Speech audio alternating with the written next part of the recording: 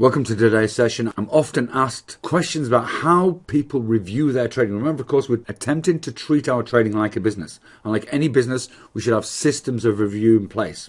So here are 3 trading review challenges for today that I want you to have a think about. Firstly, are we looking at win-loss ratios? Are we looking at the dollar returns? Or are we looking at the decisions we make? Or are we looking at all 3? Now, there are certain situations, let me give you an example here, where looking at a win-loss ratio is pretty important.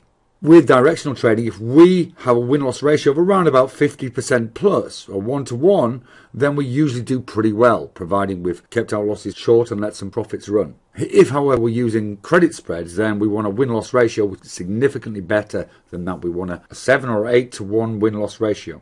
We should be looking at the decisions we make, not just dollars, not just win-loss ratios. Are we making the right decisions on a consistent basis?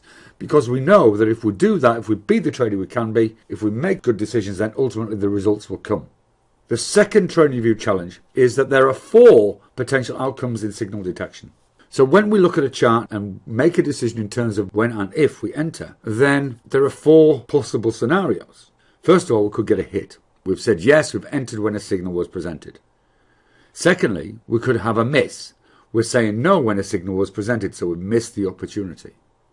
C is a false alarm, so we've said yes when there's no signal. Finally, we say no when there's no signal. So really, in this case, we're wanting either A or D to be the case in every situation.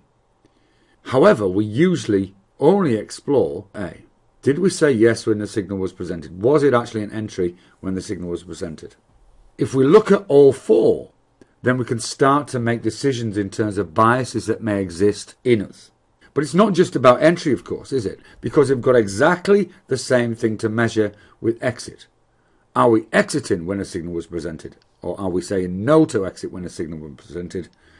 Are we exiting a little prematurely when there's no signal? Or are we staying in, saying no to an exit when there's no signal to get out? So I trust that you can see how powerful this could be. It's not something you would do eternally, but for a period of time of perhaps 3 or 4 weeks, where every trade that you consider, you make a note about what you did, which of these 4 scenarios was the case.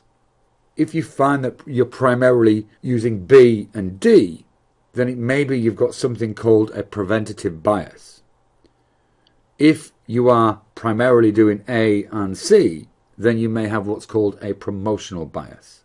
So this is really quite important in terms of addressing any mismatch there may be in your decision-making process. I hope that's interesting, and give it some thought and give it a try for 3 or 4 weeks and see what happens.